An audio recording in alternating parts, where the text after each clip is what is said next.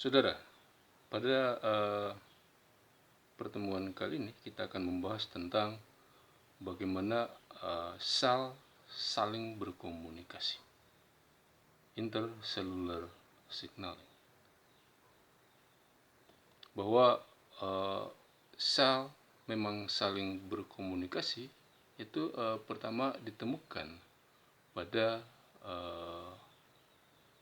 sejenis organisme bersel tunggal yang disebut dengan khamir. Khamir atau sel ragi adalah organisme eukariotik yang haploid. Pada organisme ini dikenal dua jenis mating type. Ada yang A, ada yang alpha. Ketika organisme ini akan kawin, maka masing-masing akan mensekresikan faktornya masing-masing. Sel ragi mating type A akan menghasilkan faktor A yang akan terikat pada reseptor yang ada pada membran sel mating type alpha, sementara khamir yang tipe alpha mating type-nya akan menghasilkan faktor alpha yang kemudian terikat pada reseptor yang ada pada membran sel khamir mating type A. Nah, setelah terbentuk kompleks reseptor faktor-faktor tersebut, maka kemudian keduanya akan kawin dan menghasilkan ragi atau khamir dengan kromosom yang diploid. Nah, komunikasi pada organisme tingkat tinggi, komunikasi antar sel pada organisme tingkat tinggi itu bisa terjadi melalui tautan antar sel atau junction. Misalnya pada sel-sel hewan itu melalui satu struktur yang disebut dengan gap junction. Kalau Anda masih ingat, gap junction itu dibangun oleh satu protein yang disebut dengan connexon, yang bagian tengahnya ada lubang. Nah, melalui lubang pada connection itu, kedua sel yang berjungction ini bisa saling bertukar substansi sehingga kemudian mereka bisa saling berkomunikasi. Nah, pada sel tumbuhan ditemukan adanya struktur yang disebut dengan plasmodesmata yang juga berupa lubang atau terowongan yang bisa menghubungkan kedua sel tumbuhan yang berdekatan sehingga kemudian mereka bisa saling berkomunikasi. Nah, komunikasi juga bisa terjadi dengan bertemunya protein yang terdapat pada membran sel yang satu dengan protein reseptor yang ada pada membran sel yang lain. Terbentuknya kompleks antara protein-protein tersebut akan menyebabkan sel target akan memberikan respon tertentu. Nah, kedua jenis komunikasi ini, baik melalui junction maupun melalui perekatan antar sel, itu disebut dengan kontak dependent. Kontak dependent karena kedua sel yang berkomunikasi itu harus saling melekat melalui struktur-struktur tertentu. Boleh melalui junction, boleh melalui plasmodesmata, atau melalui protein-protein yang terdapat pada membran sel mereka masing-masing. Nah, ada yang disebut dengan local signaling. Local signaling itu termasuk di dalamnya adalah paracrine signaling dan synaptic signaling.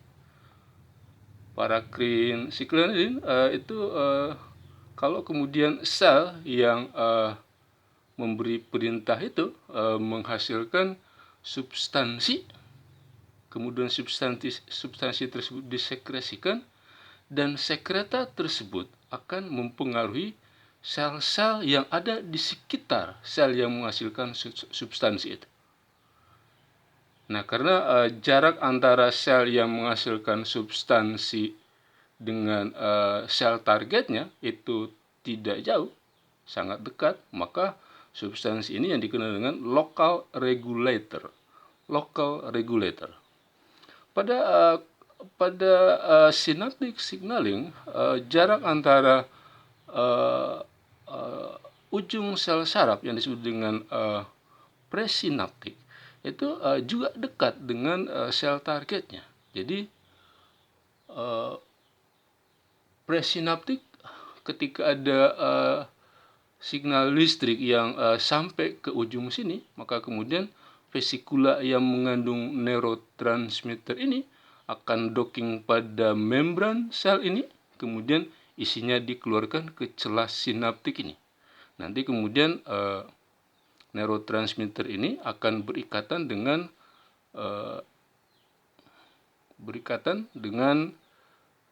reseptor yang ada pada membran sel yang ada di sekitarnya ini. Ikatan antara neurotransmitter dengan reseptornya ini akan menyebabkan sel ini akan memberikan respons tertentu. Jadi paracrine signaling dan synaptic signaling disebut dengan local signaling karena jarak antara sel yang memberi perintah dengan sel targetnya itu saling berdekatan. Nah, beberapa jenis local regulator yang kita kenal misalnya adalah growth factor. Growth factor itu adalah peptida atau protein yang disekresikan oleh sel tertentu yang kemudian menyebabkan sel yang ada di sekitarnya memberikan respon tertentu. Responsnya bisa berupa terjadinya proliferasi sel. Ada epithelial growth factor misalnya yang bisa menyebabkan sel-sel di sekitar sel yang menghasilkan EGF ini terstimulasi untuk berproliferasi. Ada FGF, fibroblast growth factor, yang kehadirannya bisa merangsang sel-sel di sekitarnya, terutama fibroblast untuk bertumbuh dan menghasilkan serabut-serabut kolagen. Produk-produk yang menawarkan keindahan dan kekencangan kulit itu biasanya mengandung paling tidak epithelial growth factor dan fibroblast growth factor. Biasanya juga mengandung growth factor yang lain. Nah, ada namanya prostaglandin. Ini termasuk local regulator.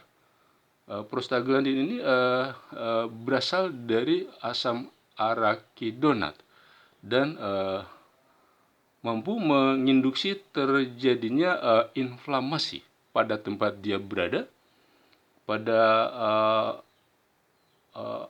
ibu yang sedang berusaha melahirkan bayinya.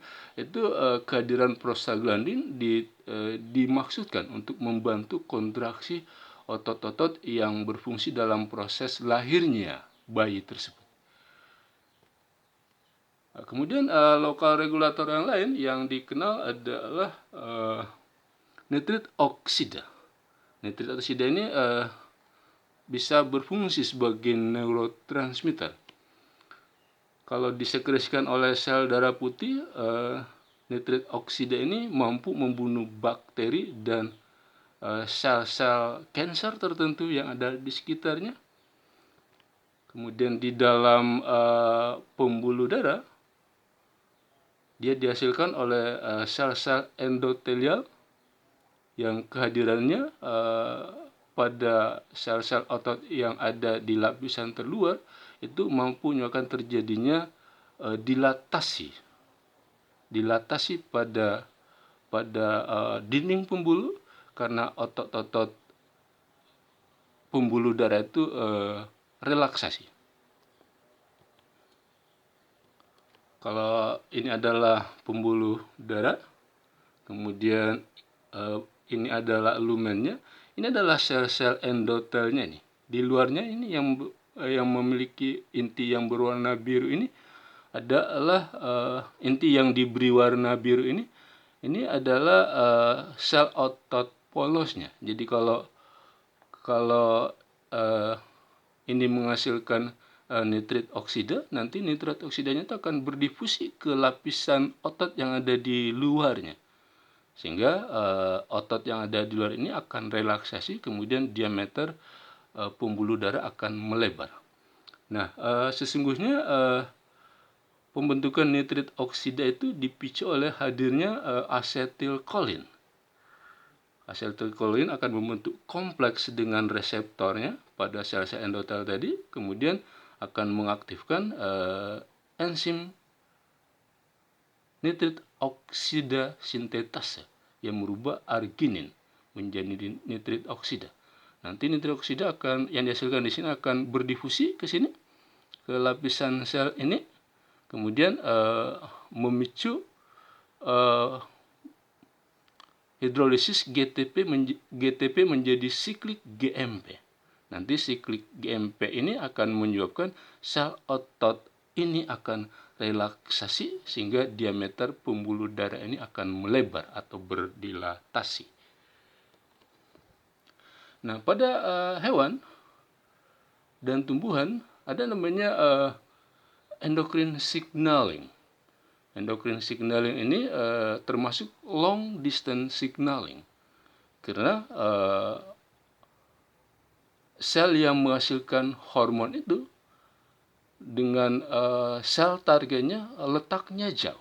Kalau kita masih ingat proses pematangan sel telur pada manusia itu dirangsang oleh satu jenis hormon yang disebut dengan follicle stimulating hormone yang dihasilkan oleh hipofisis yang terletak di dasar otak. Nah, sel targetnya sendiri ada di dalam ovarium, tepatnya pada sel-sel granulosa yang mengelilingi ovum yang sedang berkembang. Nah, jarak antara kedua sel tersebut itu jauh. Oleh karena itu disebut dengan long distance signaling. Jadi efek yang dihasilkan oleh hipofisis itu akan meninggalkan selnya, masuk ke dalam pembuluh darah. Nanti pembuluh darah akan mengantar hormon tadi menuju ke sel targetnya, yang salah satu diantaranya adanya pada sel granulosa yang membungkus ovum yang sedang berkembang. Long distance signaling. Nah, jadi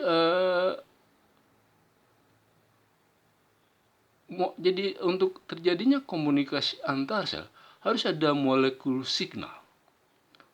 Molekul signal ini biasa disebut dengan ligan.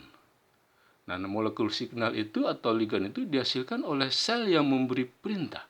Nah, supaya perintahnya bisa sampai, maka ligan itu harus terikat pada reseptor spesifik yang ada pada sel itu.